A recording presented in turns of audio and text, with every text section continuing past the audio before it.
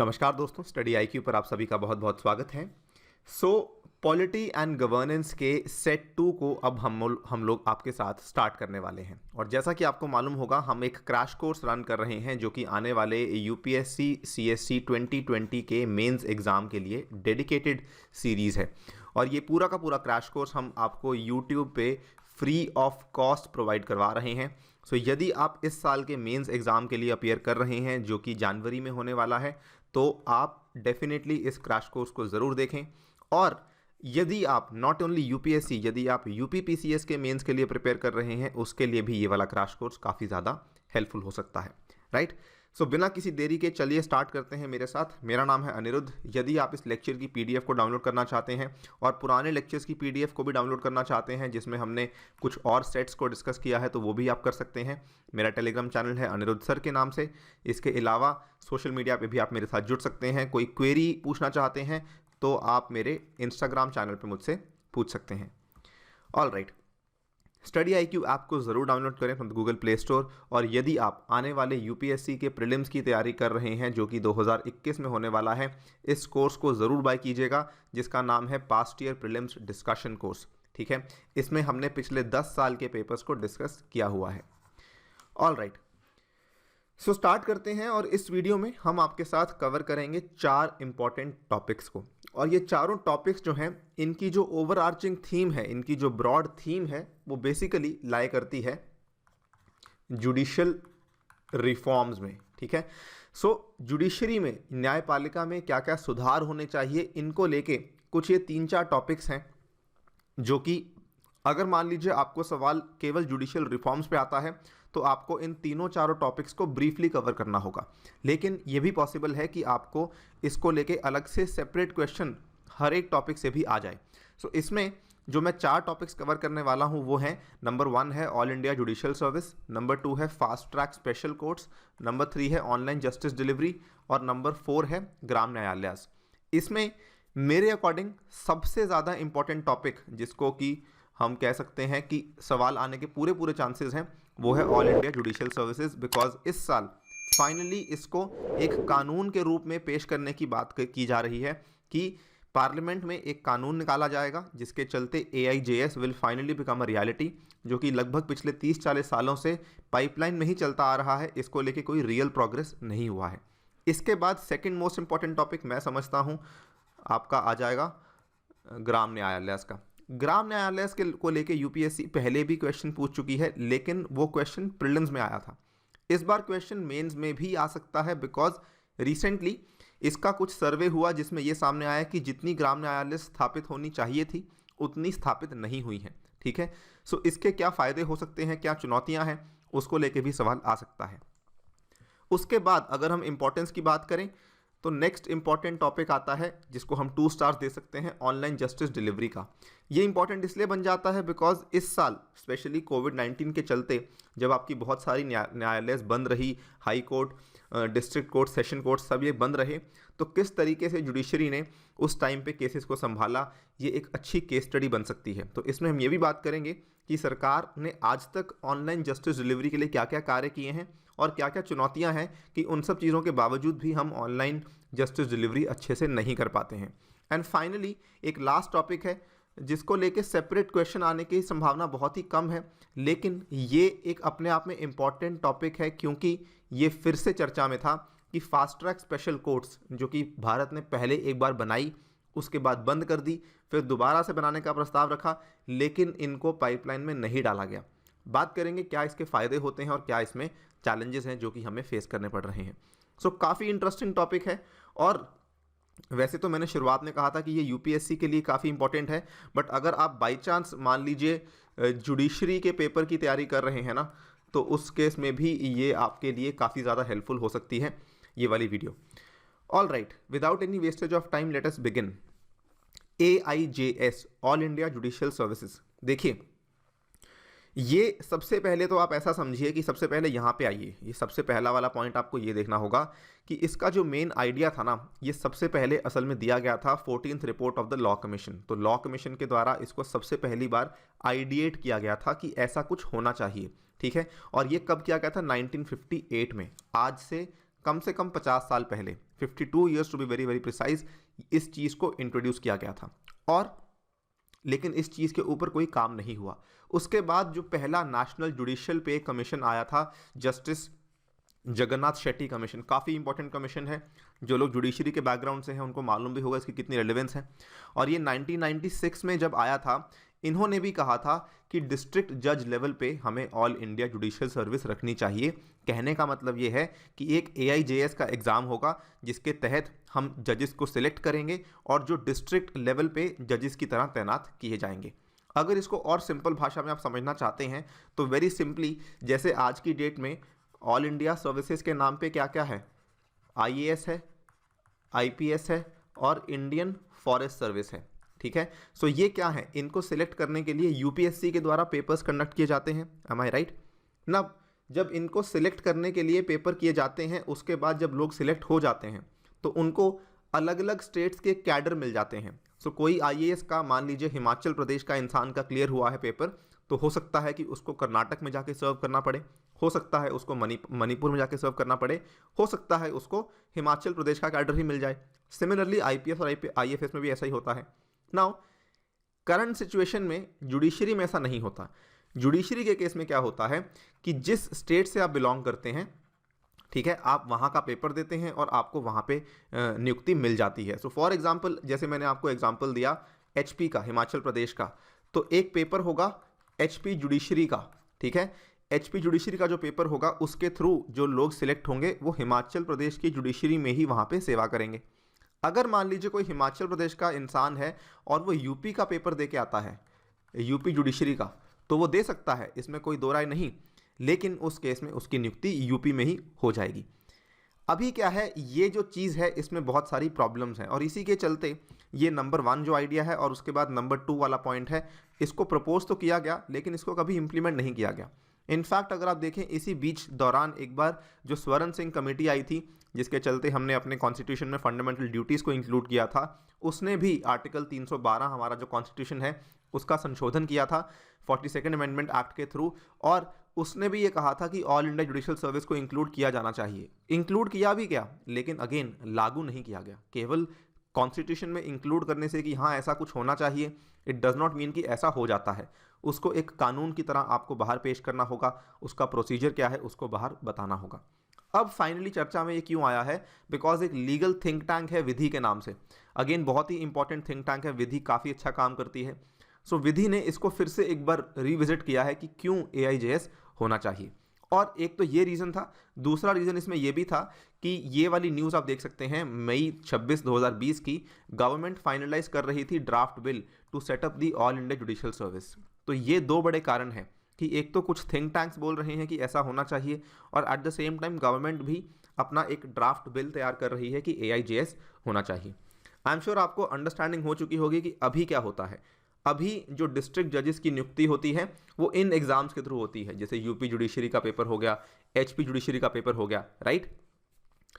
अभी ये all India service नहीं है, अभी ये एक स्टेट लेवल की सर्विस है। उसके बाद प्रमोशन होते होते फिर वही वाले लोग जो हैं वो हाई कोर्ट पहुंच जाते हैं, और आगे जाके वही वाले लोग फिर सुप्रीम कोर्ट में पहुंच जाते हैं। That is how system works right now. इसमें कोई सेंट्रलाइज्ड केडर नहीं है। AIJS क्या करेगा, एक सेंट्रलाइज्ड केडर बना देगा डिस्ट्रिक्ट जजेस का, जिसमें फॉर एग्जांपल मान लीजिए एक बार पेपर होगा साल में और 500 जजेस को सिलेक्ट कर दिया जाएगा। अब ये 500 जजेस को अलग अलग स्टेट्स में भेज दिया जाएगा कि आपको जो कैडर मिलेगा वहाँ पे जाके आपकी नियुक्ति होगी, लेकिन आपकी जो नियुक्ति होगी वो सबसे पहले एज अ डिस्ट्रिक्ट जज होगी, उसके बाद प्रमोशन होते होते आप ऊपर तक आ जाएंगे। नाउ ये तो कॉन्सेप्ट है। अब इसकी ज़रूरत आखिरकार क्यों है? इसकी ज़रूरत एक तो कारण, सबसे पहले तो देखिए कि वैकेंसीज़ बहुत ज़्यादा हैं आज की डेट में हमारे भारत में। केसेस की पेंडेंसी के साथ साथ, ठीक है, वैकेंसीज़ भी बहुत ज़्यादा हैं, और वैकेंसीज़ को फिल करने के साथ साथ ही हमारी जो पेंडेंसी है वो भी कम हो सकती है। सो करंटली हमारी जो वैकेंसीज़ हैं, और ये केवल डिस्ट्रिक्ट और सबऑर्डिनेट जुडिशरी की बात हो रही है, ये 5000 वैकेंसीज़ के आसपास हैं। अगर हम ऊपर जाते हैं हाई कोर्ट और सुप्रीम कोर्ट में, तो हाई कोर्ट में भी आज की डेट में कई सारी वैकेंसीज़ खाली पड़ी हैं, लेकिन सबसे ज़्यादा वैकेंसीज़ डिस्ट्रिक्ट लेवल पर ही हैं।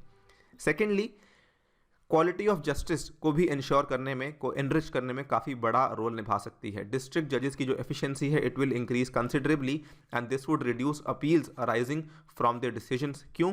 क्योंकि जब उनको ऑल इंडिया लेवल पे सिलेक्ट किया जाएगा तो उनका जो प्रशिक्षण है, उनकी जो ट्रेनिंग है वो भी उसी पैमाने की होगी, वो भी उसी स्तर की होगी। जब वो उस लेवल की ट्रेनिंग करके आएंगे तो उसके बाद अपील्स का जो सिलसिला है वो भी कम हो जाएगा। आज की डेट में जो मैक्सिमम अपील्स होती हैं वो डिस्ट्रिक्ट जजेस से होती हैं हाई कोर्ट में, ठीक है। तो ये चीज़ कम हो सकती है। और ऑब्वियसली अगर हम एक सेंट्रल लेवल की सर्विस लेकर आते हैं तो स्टेट मैकेनिज्म जो है उसके फिलहाल जो कमियां पेशियां हैं हम उनको दूर कर सकते हैं। एग्जिस्टिंग सिस्टम में क्या होता है कि जो मैंने आपको बताया कि HP judiciary, Himachal Pradesh judiciary, UP judiciary के जो पेपर्स होते हैं रेगुलरली नहीं होते। और ये चीज़ आई एम श्योर जो लोग पेपर देते हैं उनको मालूम होगा कि जुडिशरी के पेपर्स कभी भी रेगुलरली नहीं होते हैं। कभी 1 साल के बाद होते हैं, कभी 2 साल के बाद होते हैं, कभी 3 साल के बाद होते हैं। पंजाब की आपको कहानी बताऊं या हरियाणा की कहानी बताऊं तो पंजाब हरियाणा में पेपर्स ना जाने 3-4 साल में शायद एक बार हो जाए, तो ये भी एक बहुत बड़ी बात होती है। सो ये बहुत बड़ी प्रॉब्लम है जिसकी वजह से वो कभी भी वैकेंसीज फिल नहीं हो पाती और ये डिलेस चलते रहते हैं, ठीक है। सो ये सब चीज़ें हैं जिसके चलते AIJS का होना काफ़ी इंपॉर्टेंट है। इसके अलावा बेस्ट टैलेंट को अट्रैक्ट करना भी काफ़ी इंपॉर्टेंट है। जैसे हम देखते हैं IAS IPS में जो टैलेंट आता है काफ़ी अच्छा आता है, सिमिलरली वही चीज़ यहाँ पर भी आपको देखने को मिल जाएगी। उसके बाद कोऑपरेटिव फेडरलिज्म। अब देखिए हमारा भारत क्या है, एक फेडरल कंट्री है, ठीक है। एक यूनिफाइड जुडिशरी होगी, यूनिफॉर्म लॉज के साथ होगी और ऑल इंडिया जुडिशरी होगी। इसके थ्रू हमारा जो आइडिया ऑफ कोऑपरेटिव फेडरलिज्म है ये इंस्टीट्यूशनलाइज हो सकता है, ठीक है, और बेहतर तरीके से हम काम कर सकते हैं। आज की डेट में हमारा एग्जीक्यूटिव कोऑपरेटिव फेडरलिज्म फॉलो करता है लेकिन हमारी जुडिशरी फॉलो नहीं करती है। और ऑब्वियसली जब हमारे जजेस और बेहतर होंगे, अच्छा टैलेंट होगा, तो बार और बेंच के बीच में जो रिलेशन है वो भी काफ़ी बेहतर होगा। बार यानी कि जो आपके वकील होते हैं, लॉयर्स होते हैं, और बेंच यानी कि आपको जजेस होते हैं, उसमें भी आपका जो संबंध है वो काफ़ी बेहतर हो सकते हैं। तो ये कुछ कारण है, 5-6 कारण है। इनकेस आपको सवाल आता है आपको कम से कम 5 कारण लिखने ही पड़ेंगे टू टेल कि हाँ ये सब चीज़ें, अगर ये सब ज़रूरतें हैं जिसकी वजह से AIJS का होना काफ़ी इंपॉर्टेंट है।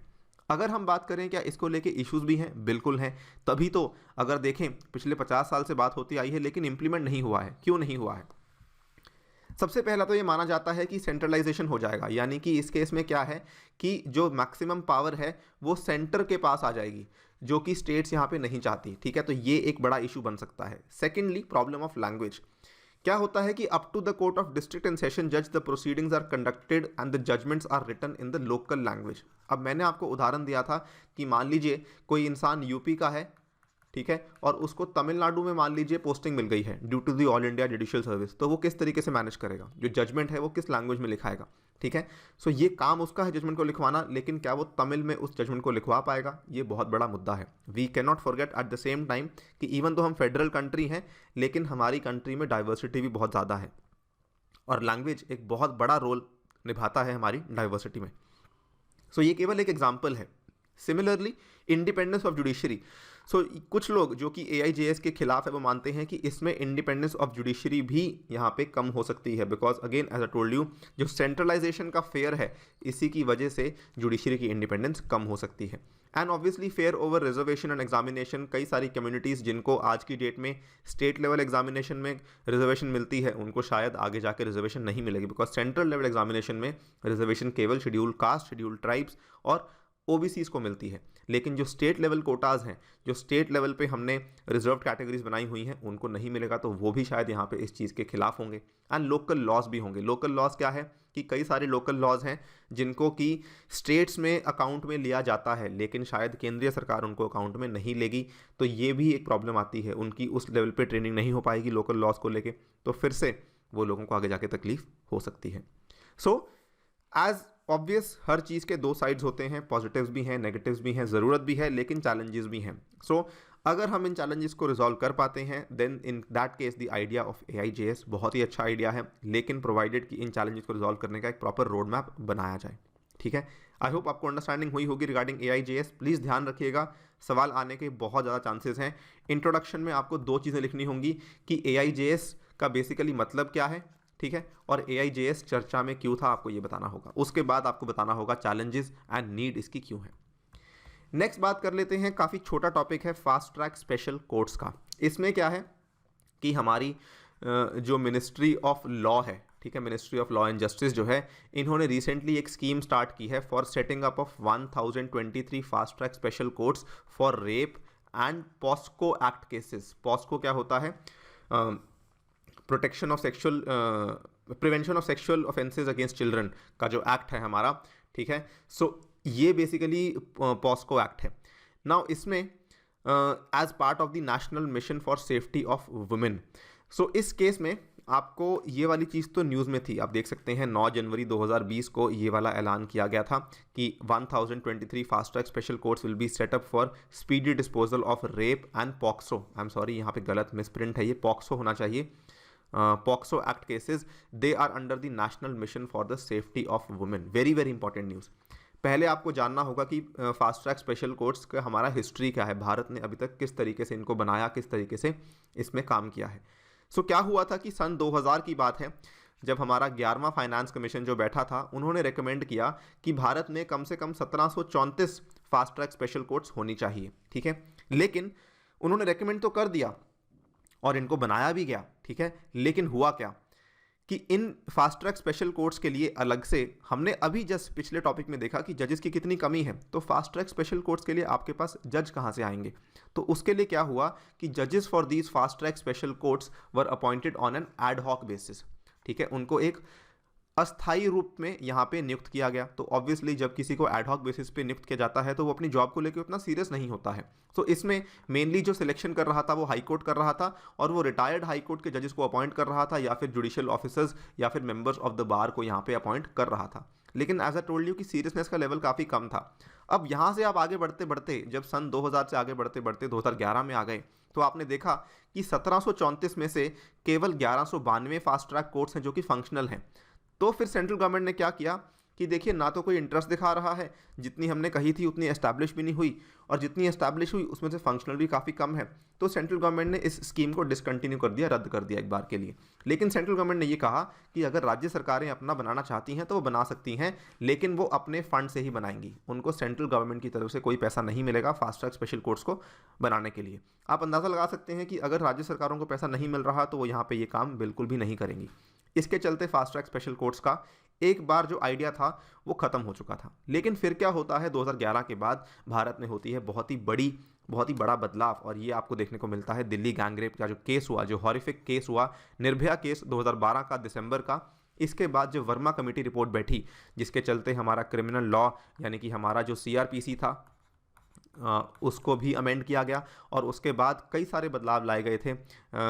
वर्मा कमेटी ने ये चीज़ कही कि फास्ट ट्रैक स्पेशल कोर्ट्स का भारत में होना बहुत ही इंपॉर्टेंट है for trying the cases of sexual assault. अगर वो नहीं होंगे तो हमारे जो सेक्सुअल असॉल्ट के केसेस हैं वो बढ़ते जाएंगे, और यहाँ पे क्रिमिनल्स को भी किसी तरह का डिटरेंट नहीं मिलेगा, राइट। सो ये वाला आइडिया था जब इसको एस्टैब्लिश करने की बात करी, लेकिन अगेन कोई ज़्यादा बड़े पैमाने पे fast track special courts establish नहीं हुई थी। अब फाइनली हम 8 साल के बाद उसमें एक बड़ा चीज़ देख रहे हैं। Ministry of law and justice ने फाइनली अनाउंस कर दिया है कि 1023 fast track special courts announce किए जाएंगे। देखिए, मैंने आपको शुरुआत में कहा था कि फास्ट ट्रैक स्पेशल कोर्ट्स उतना इंपॉर्टेंट टॉपिक नहीं है, लेकिन अगर मैं आपको बताऊं रियलिटी में, प्रैक्टिकल लाइफ में सबसे ज़्यादा इंपॉर्टेंट चीज़ असल में फास्ट ट्रैक स्पेशल कोर्ट्स ही हैं, जो कि लोगों का भला कर रही हैं। भले हम कितनी भी बात कर लें AIJS की, तो AIJS से जुडिशरी का भला हो रहा है, ठीक है, लेकिन लोगों का जो भला है वो असल में फास्ट ट्रैक स्पेशल कोर्ट से ही हो रहा है। स्पेशली जो वल्नरेबल ग्रुप्स हैं, बच्चे हैं, महिलाएं हैं, इनका जो भला है ये फास्ट ट्रैक स्पेशल कोर्ट्स से ही होता है। अब देखिए, इवन दो इसको लेकर हमने बताया कि फ़ायदे बहुत हैं, लेकिन इसको लेके इश्यूज़ भी हैं। इश्यूज़ क्या थे? इश्यूज़ वही थे। एक तो मैंने आपको सबसे पहला इशू यहीं पे बता दिया था कि होता क्या था कि इसमें ना जो अपॉइंटमेंट्स होती थी वो अक्सर रिटायर्ड हाई कोर्ट जजेस की होती थी, जो लोग अपने काम को सीरियसली लेते नहीं हैं। सेकेंडली, लेजिस्लेटिव क्लैरिटी नहीं थी। लेजिस्लेटिव क्लैरिटी यानी कि क्योंकि कोई कानून नहीं था, ये एक आपने योजना लेकर आए थे कि फास्ट ट्रैक कोर्ट होना चाहिए, क्योंकि कोई लेजिस्लेटिव फाउंडेशन नहीं था, जिसके चलते इनका मकसद क्या है ये किसी को मालूम ही नहीं था कि किस तरह के मामले यहाँ पे आएंगे, किस तरह के मामले नहीं आएंगे, ये नहीं मालूम था, ठीक है। और कोई स्पेशल टाइम बाउंड प्रोसीजर भी नहीं था कि आपको कितने समय में जजमेंट देनी है, कितने समय में केस को क्लियर करना है, ये चीज़ें भी नहीं बताई गई थी, जिसके चलते बेसिकली ये जो आइडिया था इतना पॉपुलराइज नहीं हो पाया। इनएडिक्वेट नंबर ऑफ जजेस, तो मैं ऑलरेडी आपको बता चुका हूँ कि ये वाला कंसर्न तो था ही। सिस्टेमिक इश्यूज भी आप देख सकते हैं, inadequate staff, IT infrastructure, lack of victim support services, victim witness protection measures, ये सब चीज़ें नहीं थी। बिकॉज अगेन ये चीज़ें क्यों आती हैं, ये चीज़ें इसीलिए आती हैं बिकॉज लेजिस्लेटिव क्लैरिटी नहीं थी। जब तक आप लेजिस्लेटिव लीगल रूप से क्लैरिटी नहीं देंगे तब तक आप ये सब चीज़ों से गुजरेंगे ही गुजरेंगे, ठीक है। तो ये चीज़ें थी, और अगर आप वाकई में फास्ट ट्रैक स्पेशल कोर्ट्स को एक रियलिटी बनाना चाहते हैं, कदम अच्छा लिया है ministry of law and justice ने, लेकिन अगर रियलिटी बनाना चाहते हैं तो आपको इन सब लकूनास को ध्यान में रखना होगा और इनको एड्रेस करना होगा। नेक्स्ट बात कर लेते हैं ऑनलाइन जस्टिस डिलीवरी के बारे में, बहुत ही इंपॉर्टेंट टॉपिक है। ऑनलाइन जस्टिस डिलीवरी को लेके बहुत सारी बातें हुई इस साल, और इस साल मैंने आपको बताया मेनली जो बातें हुई थी ये हुई थी कोविड-19 की वजह से, कि कोविड-19 के चलते क्योंकि आपका कंप्लीटली जो कोर्ट थी वो सभी बंद पड़ी हुई थी, तो किस तरीके से भारत सरकार ऑनलाइन जस्टिस डिलीवरी करवा सकती है। नाउ इसमें क्या हुआ था, सुप्रीम कोर्ट ने कुछ दिशा निर्देश पास किए थे कि किस तरीके से हम वीडियो कॉन्फ्रेंसिंग को ज़्यादातर यूज़ करेंगे फॉर जुडिशियल प्रोसीडिंग्स, ताकि लोगों को कोर्ट में पेश ना होना पड़े, ठीक है। It will help in reducing the congregation of lawyers. Obviously आप किसी भी हाई कोर्ट में जाकर अगर देखेंगे तो आपको पता लग जाएगा कितना रश होता है, कितना कितना मतलब इकट्ठ होता है, जिसके चलते जो कोरोना वायरस का पैंडेमिक है वो और भी ज़्यादा फैल सकता है। नाउ हम directly we will cut to the chase और बात करेंगे कि बेनिफिट्स क्या क्या हो सकते हैं, ऑनलाइन जस्टिस डिलीवरी के क्या क्या फ़ायदे हैं, लेकिन एट द सेम टाइम क्या क्या मुद्दे हैं, और इतना ही हम इसमें डिस्कस करेंगे। फाइनली बात करेंगे स्टेप्स क्या क्या गवर्नमेंट ने लिए हुए हैं। तो बेनिफिट्स आपको मालूम है, अगर हम ऑनलाइन जस्टिस डिलीवरी करते हैं तो लोग अपने घर से बैठ के काम कर सकते हैं, तो जो पेंडेंसी है हमारे भारत में, जो पेंडेंसी है ये कम हो सकती है। एफिशिएंसी, ऑब्वियसली एफिशिएंसी बढ़ेगी तभी तो पेंडेंसी कम होगी, राइट। टैकलिंग इंफ्रास्ट्रक्चरल कंस्ट्रेंट्स, अभी क्या होता है कि एट द सेम टाइम आपको मल्टीपल केसेस सुनने पड़ते हैं, लेकिन वो वाली चीज़ आप पॉसिबल नहीं है बिकॉज कोर्ट्स में जगह नहीं है, फिर टाइम लगता है आने जाने में, लोगों को बाहर निकालने में, लोगों को अंदर डालने में टाइम लगता है, तो ये वाले कंस्ट्रेंट्स अब नहीं होंगे। उसके बाद अवेलेबिलिटी ऑफ जुडिशियल डेटा, सबसे बड़ी बात क्या है कि अगर मान लीजिए आप आज की डेट में ऑनलाइन जस्टिस डिलीवरी कर रहे हैं, उस केस में जो जुडिशियल डेटा का अवेलेबिलिटी है वो एक इतना बढ़िया डेटाबेस बन जाएगा भारत के लिए, जो कि आगे जाके हमको ही काम आएगा। यानी कि हमारा एक क्रिमिनल्स का या फिर क्राइम का एक डेटाबेस तैयार हो रहा है, जिसके चलते हम आगे जाके चीज़ों को एड्रेस बेहतर ढंग से कर पाएंगे। ऑब्वियसली ट्रांसपेरेंसी और अकाउंटेबिलिटी भी बेटर हो पाएगी, और उसके बाद ईज ऑफ डूइंग बिजनेस भी बेटर हो पाएगा। Online resolution of the contractual disputes will boost the confidence of domestic and foreign businesses. अगर हम बात करें जो इकोनॉमिक केसेस होते हैं, सो उन केसेस को यहाँ पे काफ़ी हेल्प होगी, बिकॉज उनको टाइम बहुत लगता था ट्राइब्यूनल्स में, कोर्ट्स में, लेकिन अब वो चीज़ें यहाँ पे बेहतर हो सकती हैं। सो ना केवल क्रिमिनल केसेस में, बल्कि जो आपके इकोनॉमिक आर्बिट्रेशन के केसेस होते हैं, मीडिएशन के केसेस होते हैं, वहाँ पर भी काफ़ी ज़्यादा फ़ायदा हो सकता है। इसको अगर हम टेक्निकली बोलना चाहें तो कहा जाता है आर्बिट्रेशन एंड कंसीलिएशन के कुछ केसेस होते हैं, इसको लेके कानून भी है हमारे भारत में, और इन केसेस को जल्दी से रिजॉल्व करने का फ़ायदा हो सकता है। लेकिन एट द सेम टाइम इसको लेके मुद्दे भी काफ़ी हैं। सो होता क्या है कि अगर हम आज की डेट में बोल दें कि चलिए वीडियो कॉन्फ्रेंसिंग शुरू करना है, ऐसा नहीं है कि हर एक इंसान वीडियो कॉन्फ्रेंसिंग से वाकिफ़ है, उससे कई सारे लोग ऐसे होते हैं जो अनजान हैं, ठीक है। अवेयरनेस की बहुत प्रॉब्लम है। Lack of technical know how is the first problem among court officials and staff. उनको यही नहीं पता होता कि असल में हमें बात किस तरीके से करनी है, किस माध्यम से करनी है। उसके बाद lack of investment in court and the IT infrastructure, ये भी बड़ा प्रॉब्लम है कि वीडियो कॉन्फ्रेंसिंग चलो आपने बोल तो दिया, लेकिन उसके लिए आपको एक कंप्यूटर चाहिए, एक लैपटॉप चाहिए, एक वेब कैमरा चाहिए, एक माइक चाहिए, जिस तरीके से आपकी आवाज़ सही आए, तो ये सब चीज़ें भी आपको होनी चाहिए। आईटी इंफ्रास्ट्रक्चर होना बहुत ही ज़रूरी है। देन नॉट ओनली जो टेक्निकल नो हाउ की कमी है वो केवल कोर्ट ऑफिशियल्स और स्टाफ के बीच में नहीं है, बल्कि जो लिटिगेंट्स और एडवोकेट्स हैं वो भी उसी लेवल पर हैं, उनको भी ज़्यादा जानकारी नहीं होती रिगार्डिंग वीडियो कॉन्फ्रेंसिंग। तो डिजिटल डिवाइड है, ये भी यहीं से सामने आती है। अब मान लीजिए इस केस में क्या होगा कि जो तो इंसान, अब आपके जो जुडिशरीज हैं वो तो अर्बन एरियाज़ में है, और जो आपका लिटिगेंट है वो भी अर्बन एरिया में है, उस केस में शायद इतनी तकलीफ ना हो, लेकिन आप जुडिशरी तो आपकी अर्बन एरिया में ही है, लेकिन आपका जो केस है वो रूरल एरिया में चल रहा है। तो रूरल एरिया वाला जो इंसान है वो इस वीडियो कॉन्फ्रेंसिंग को किस तरीके से एक्सेस करेगा, ये एक बहुत बड़ा मुद्दा है। ऑब्वियसली साइबर सिक्योरिटी का थ्रेट तो है ही, क्योंकि यहाँ पे जितनी भी बातचीत होती है वो सारी की सारी बातचीत आपकी एक्सपोज हो रही है टू ऑनलाइन हैकर्स, तो वहाँ पर भी एक दिक्कत आती है। प्रोसीजरल प्रॉब्लम्स, फॉर एग्जांपल कि एविडेंस को किस तरीके से एडमिट करेंगे, ठीक है, स्पेशली वीडियो ऑडियो ट्रांसमिशन के थ्रू एविडेंस को किस तरीके से आप स्टोर करेंगे, ये सब चीज़ें भी आपको यहाँ पे सामने आती हैं। इसमें क्या हुआ था कि इसमें आपको एक इंटरेस्टिंग बात है कि जब आप इश्यूज़ की बात करते हैं तो उदाहरण दे सकते हैं कि गुजरात हाई कोर्ट के जो लॉयर्स एसोसिएशन थी, ठीक है, इन्होंने ये इस चीज़ के काफ़ी खिलाफ थे। तो ये एग्जाम्पल आप दे सकते हैं एग्जामिनेशन में कि Gujarat high court was strictly against the video conferencing. इन्होंने कहा कि जी नहीं, हम ऐसा नहीं करना चाहते हैं बिकॉज इसमें दिक्कतें बहुत आती हैं, ठीक है। सो आप एग्जाम्पल भी दे सकते हैं कि एक हाई कोर्ट ऐसी भी थी जो इस चीज़ के खिलाफ थी बिकॉज उनको बहुत सारी चुनौतियां फेस करनी पड़ रही थी, राइट। अगर बात करें कि स्टेप्स गवर्नमेंट ने क्या क्या लिए हैं, देखिए बहुत सारे स्टेप्स लिए हैं, लेकिन इसमें 2-3 मैं समझता हूँ बहुत ही इंपॉर्टेंट है। सबसे पहला और सबसे इंपॉर्टेंट मैं कहूँगा, थोड़ा पुराना हो चुका है, ई कोर्ट्स मिशन मोड प्रोजेक्ट, ई कोर्ट्स एमएमपी। ये एक पैन इंडिया प्रोजेक्ट है और ये बेसिकली डिपार्टमेंट ऑफ जस्टिस, जो हमारा मिनिस्ट्री ऑफ लॉ के अंडर डिपार्टमेंट ऑफ जस्टिस है, उसने इसको चलाया है, उसने इसको फंड किया है for the district courts across the country. इसमें क्या है कि आपका मान लीजिए कोई केस लगा हुआ है तो आप उस केस का नंबर जान सकते हैं, उस केस का स्टेटस जान सकते हैं, उस केस में क्या क्या सुनवाइयाँ हुई हैं, ये सब चीज़ें आप ऑनलाइन देख सकते हैं। सिमिलरली अगर आप इससे कंपेयर करें तो नंबर 3 पे जो हमारा legal information management and briefing system है जिसका नाम है लिम्स, ये क्या है, डिपार्टमेंट ऑफ लीगल अफेयर्स के द्वारा चलाया जा रहा है, ministry of law and justice. तो ministry of law and justice के अंदर एक डिपार्टमेंट ऑफ जस्टिस है और एक डिपार्टमेंट ऑफ लीगल अफेयर्स भी है। ये क्या करता है कि ये जो सेंट्रल गवर्नमेंट के केसेस हैं, गवर्नमेंट डिपार्टमेंट्स के, सॉरी नॉट सेंट्रल गवर्नमेंट, जो गवर्नमेंट डिपार्टमेंट ऑफ मिनिस्ट्री के केसेस हैं उनको मॉनिटर करता है। उनके बारे में जानकारी लेना चाहते हैं तो यहाँ से ले सकते हैं। इसके अलावा जो नेशनल जुडिशियल डेटा ग्रिड है, ये आपको बताता है कि इंडिया में टोटल भारत में कितने केसेस किस कोर्ट में पेंडिंग है, किस मामले के साथ जुड़े हुए हैं, ये सब चीज़ों का डेटा आपको यहाँ से मिल सकता है। तो काफ़ी सारी चीज़ें की गई हैं ऑनलाइन जस्टिस डिलीवरी को बेहतर करने के लिए सरकार के द्वारा, लेकिन आपको यही बताना है कि जब तक हम इश्यूज़ को एड्रेस नहीं करेंगे तब तक हम इसकी एक प्रॉपर रियलिटी नहीं देख पाएंगे, राइट। नेक्स्ट और लास्ट टॉपिक की बात कर लेते हैं जो कि ग्राम न्यायालय के साथ जुड़ा हुआ है। नाउ जो ग्राम न्यायालय का टॉपिक है इसको मैं समझता हूँ वेरी वेरी इंपॉर्टेंट, ठीक है। प्लीज़ इसको लाइटली ना लें, इसको लेके आपको सवाल डेफिनेटली पूछा जा सकता है। ऑलरेडी मैं आपको बता चुका हूँ कि प्रीलिम्स में क्वेश्चन इसको लेके ऑलरेडी पूछा जा चुका है, ठीक है। सो पीटी में तो यूपीएससी पूछ चुकी है, लेकिन इस साल मुझे लगता है कि ये क्वेश्चन मेंस में आने की पूरी संभावना है। Separate question, stand alone question आएगा ग्राम न्यायालय के ऊपर। ये चर्चा में क्यों थी?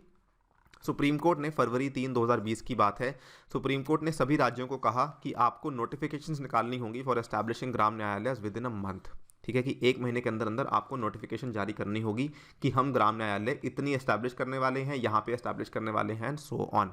और supreme court has asked the high courts to expedite the process of consultation with the state governments on this issue, कि हम इसको हाई कोर्ट्स को यहाँ पे बेसिकली जिम्मेदारी दे दी गई है कि प्रोसेस ऑफ कंसल्टेशन जो है वो आप यहाँ पे तेज़ी से आगे लेके जाएंगे।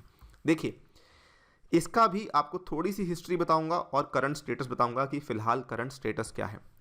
सबसे पहले तो ये वाला जो आइडिया था ये असल में 1986 में सामने आया था।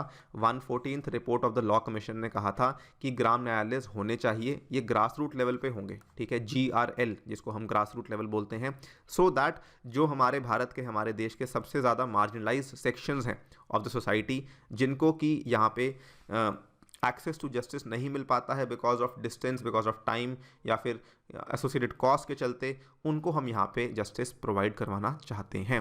तो ये वाला आइडिया दिया गया था, लेकिन उस टाइम पे कुछ हुआ नहीं। आइडिया काफ़ी अच्छा था। इस आइडिया को इम्प्लीमेंट करने के लिए क्या हुआ कि ग्राम न्यायालय का जो कानून आया था 2008 में, और इसी कानून के ऊपर क्वेश्चन आया था आपका पीटी एग्जामिनेशन में। ये वाला कानून आया 2008 में, 2009 में ये कानून को बेसिकली पास किया गया, जिसमें ये कहा गया कि 5000 से भी ज़्यादा ग्राम न्यायालय पूरे देश भर में एस्टैब्लिश की जाएंगी, जिसमें सेंट्रल गवर्नमेंट ने कहा कि हम 1400 करोड़ तक का असिस्टेंस आपको देंगे to the states and the union territories. लेकिन हुआ क्या? अब देखिए आप, 5000 ग्राम न्यायालय बनानी चाहिए थी, कितनी बनी?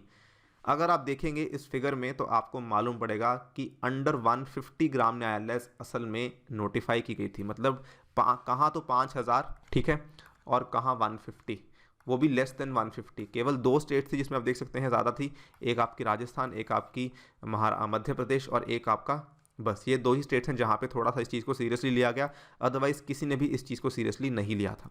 अब हुआ क्या कि ये जो टोटल स्टेट्स में एस्टैब्लिश होनी चाहिए थी, पहली बात तो वहाँ पे एस्टैब्लिश नहीं हुई। केवल 9 स्टेट्स ऐसी हैं जिन्होंने ग्राम न्यायालय को नोटिफाई किया, और इसमें से केवल 4 ऐसी हैं जिसमें से असल में ये चीज़ें फंक्शनल हैं।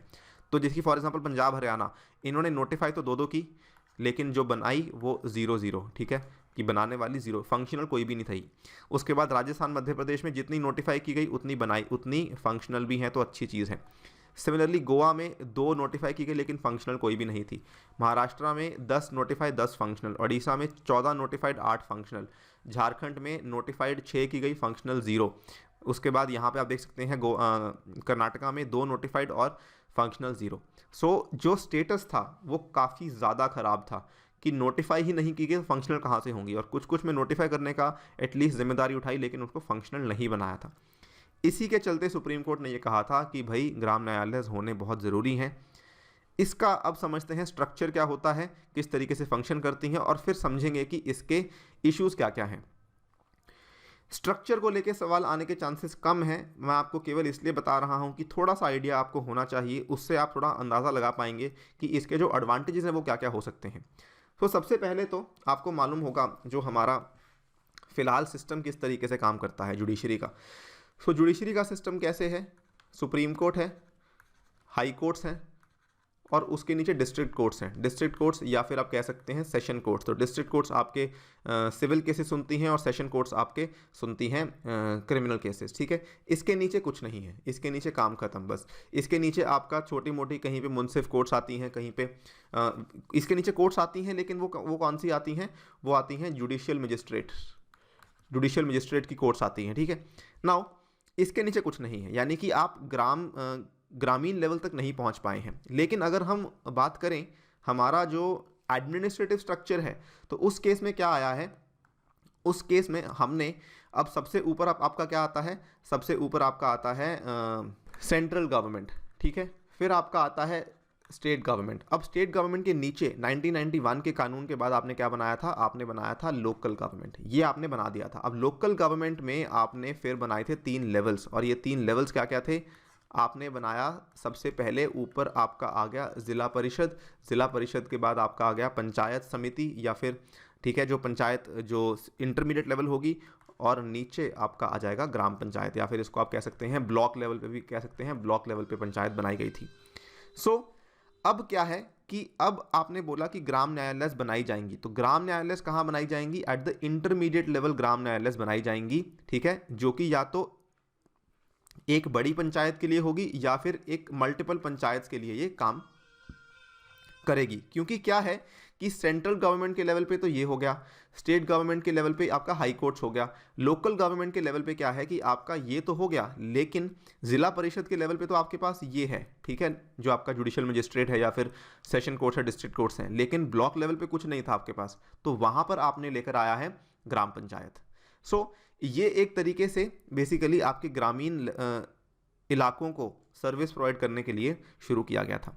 अब इसमें अपॉइंटमेंट्स कैसी होती हैं कि इसमें जो कानून बनाया गया था, ग्राम न्यायालय एक्ट बनाया गया था, इसमें अपॉइंटमेंट करने वाली अथॉरिटी है ये स्टेट गवर्नमेंट है। State government shall appoint a presiding officer called न्यायाधिकारी for every Gram Nyayalaya in consultation with the high court who will be a person eligible to be appointed as a JMIC यानी कि judicial magistrate of the first class कहा जाता है इसको। सो जो इंसान जेएमआईसी बनने के लायक है उस इंसान को स्टेट गवर्नमेंट यहाँ पे एक न्यायाधिकारी के रूप में नियुक्त कर सकती है। कौन से केसेस सुन सकते हैं, देखिए इसमें कई सारी डिटेल्स हैं, आपको डेप्थ में नहीं जाना है, लेकिन इसमें क्या है कि जो फर्स्ट और सेकंड शेड्यूल है इसमें दिया गया है ग्राम न्यायालय एक्ट में कि कौन से केसेस आप सुन सकते हैं। जो भी ऑफेंसेस जिसमें डेथ पेनल्टी नहीं है या फिर लाइफ इम्प्रिजनमेंट नहीं है, ठीक है, तो वो वाले केसेस आप सुन सकते हैं। ऑफेंसेस कुछ सेंट्रल एक्ट से जुड़े हुए केसेस हैं वो भी आप यहाँ पे सुन सकते हैं, such as payment of wages, minimum wages, domestic violence, इन सब चीज़ों के केसेस भी आप सुन सकते हैं। इसके अलावा जो लोकल डिस्प्यूट्स होते हैं, सिविल डिस्प्यूट्स होते हैं, प्रॉपर्टी डिस्प्यूट्स होते हैं, फॉर एग्जांपल कॉमन पेस्चर वाले, वाटर चैनल्स वाले, फार्म्स वाले, right to draw water from a well और अ ट्यूब, इनको भी आप सुन सकते हैं। मोस्ट इंपॉर्टेंटली मैं कहूँगा ज्यूरिसडिक्शंस इतने इंपॉर्टेंट नहीं है, मोस्ट इंपॉर्टेंट आपके लिए है कि ये किस कानून के आधार पर काम करते हैं। ध्यान देना होगा कि ग्राम न्यायालय जो है आपका इंडियन एविडेंस एक्ट जो हमारा 1872 के आधार पे काम करते हैं, बाकी कोर्ट्स ग्राम न्यायालय उस आधार पे काम नहीं करते हैं, ये प्रिंसिपल ऑफ नेचुरल जस्टिस के आधार पे काम करते हैं। Very very important, and it is subject to any rule made by the high court. So यहाँ पे आपको एक इंटरेस्टिंग चीज़ बताना चाहूँगा, वैसे तो आई एम श्योर काफ़ी सारे जुडिशरी के बच्चों को मालूम होगा। देखिए, जो हमारी जुडिशरी है, ठीक है, इसके लिए 3 कानून सबसे ज़्यादा सर्वोप्रिय हैं, CRPC, IPC और इंडियन एविडेंस एक्ट। ठीक है, ये 3 कानूनों के आधार पर जुडिशरी काम करती है, लेकिन जो हमारे ट्राइब्यूनल्स होते हैं और जो हमारे ग्राम न्यायालय हैं, ये इन तीनों कानून के आधार पर काम नहीं करते हैं, ये काम करते हैं प्रिंसिपल्स ऑफ नेचुरल जस्टिस के आधार पे। ठीक है, अब यहाँ से आपको मालूम होगा कि इनको बनाने के लिए प्रॉपर स्ट्रक्चर दिया गया था, लेकिन फिर भी उसके बावजूद भी यहाँ पे चीज़ें फंक्शनल नहीं हो पाई थी। इश्यूज़ क्या है उसको समझ लेते हैं। इश्यूज़ यही थे कि जुरिस्डिक्शन कंकरेंट थी। अब जो इंसान ब्लॉक पंचायत लेवल पे है, वो इंसान कभी कभार सोचता है कि क्या मैं डिस्ट्रिक्ट कोर्ट जाऊं या फिर क्या मैं ग्राम न्यायालय जाऊं। ठीक है, तो उस केस में जब डिस्ट्रिक्ट कोर्ट उसको मालूम है कि वहाँ पे उसके केस को सुने जाने की जो प्रोबेबिलिटी है वो ज़्यादा है, तो ऑब्वियसली वो ग्राम न्यायालय नहीं जाएगा, वो डिस्ट्रिक्ट कोर्ट में ही जाएगा। सो क्योंकि जुरिस्डिक्शन कंकरेंट थी, रेगुलर कोर्ट्स के साथ मिलती जुलती थी, इसी के चलते यहाँ पे ग्राम न्यायालय को एस्टैब्लिश नहीं किया गया स्टेट गवर्नमेंट के द्वारा। उनको लगा कि यार कोई आता तो है नहीं। ठीक है, and then shortage of human resources, obviously ये भी बहुत बड़ी प्रॉब्लम है कि आपके पास इतने ह्यूमन रिसोर्स नहीं है जिसके चलते आप ये कह सकें कि कोई बात नहीं, हम एस्टैब्लिश कर लेंगे, धीरे धीरे लोग इसको अडॉप्ट करने लग जाएंगे। उसके बाद reduction of pendency has not been fulfilled, कि अगर मान लीजिए जिन जिन स्टेट्स में ग्राम न्यायालय बनाए गए हैं, सो क्या उन स्टेट्स में जो पेंडिंग केसेस थे, क्या वो कम होना शुरू हुए? जी नहीं, ऐसा नहीं हुआ। सो क्योंकि आपका जो मेन मुद्दा था कि पेंडिंग केसेस आपको कम करने हैं, वो भी आपके कम नहीं हुए, इसी के चलते स्टेट्स का इंटरेस्ट कम हो गया। उसके बाद फंक्शनिंग में भी एक इशू था। ग्राम न्यायालय क्या था, ये पार्ट टाइम बेसिस पे काम करते थे, इनको एस्टैब्लिश भी उसी आधार पे किया गया था, जिसके चलते लोगों का इसमें इंटरेस्ट नहीं था। और अवेयरनेस की भी काफ़ी कमी थी, जागरूकता की बहुत कमी थी। लोगों को मालूम ही नहीं था कि ग्राम न्यायालय जैसा कुछ भी होता है। जब उनको मालूम ही नहीं था तो वो किस तरीके से यहाँ पर आ पाएंगे। सो ये कुछ इशूज़ हैं जो कि ग्राम न्यायालय के साथ जुड़े हुए हैं और जिसके चलते ये इतना पॉपुलर नहीं हो पाए। लेकिन अभी व्हाट आई थिंक इज़ कि क्योंकि सुप्रीम कोर्ट ने ऐसी नोटिफिकेशन बोली है कि आपको ऐसा करना होगा, मुझे लगता है कि ये चीज़ को लेकर स्टेट्स गवर्नमेंट्स काफ़ी ज़्यादा सीरियस होंगी और आगे जाके इसको लेके कामकाज भी बढ़ सकता है। सो आपको तैयार रखना है अपना आंसर, किस तरीके से आप अप्रोच करेंगे, क्या क्या इश्यूज़ हैं, क्या क्या फ़ायदे हैं, क्या स्ट्रक्चर है, ये आपको बताना होगा। ठीक है, इसी नोट पे हम इस लेक्चर को यहाँ पे समाप्त करते हैं। आशा करता हूँ कि आपको काफ़ी कुछ सीखने को मिला होगा। हम नेक्स्ट लेक्चर में पॉलिटी के कुछ और टॉपिक्स को कवर करेंगे। तब तक के लिए thank you for listening, stay tuned and stay safe.